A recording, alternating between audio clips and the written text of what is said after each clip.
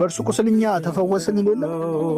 ስለዚህ በመቅደሱ ያቆመ ቁስሉን አይተው ደስ አላቸው። የዮሴፍ ወንድሞች ወንድማችን ብለው ነክተው የተደሰቱትን ደስታ እኛ ከትንሣኤ በኋላ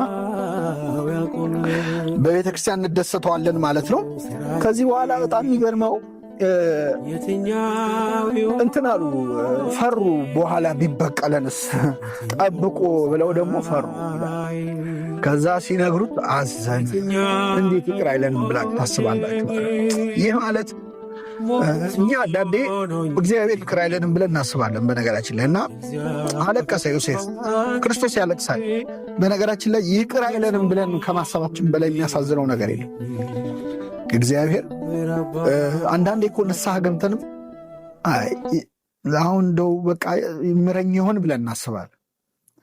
እኛ ለራሳችን ይቅርታ ማድረጋችን እሱ ይቅር እላለው ባለው መንገድ ሄደን ራሱ ንስሐ ገብተን ማረን ብለ ነው።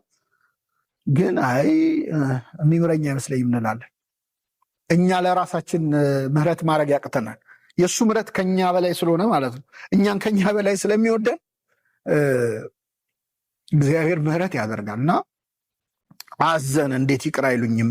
እና ክርስቶስም የሚያዝነው ከኃጢአታችን በላይ ይቅር አይለንም ብለን ማሰባችን ነው ማለት ነው። እና ቤተክርስቲያናችን የዮሴፍን ታሪክ ከክርስቶስ ጋር ታገናኘዋለች። ወይን ጠጅ የምትጠጡ ስለ ዮሴፍ መከራ ለማታዝኑ ለእናንተ ወዮላችሁ የሚል ቃላል ሰሙነ ሕማማት ላይ ይነበባል በእኛ ቤተክርስቲያን። ምንድን ነው?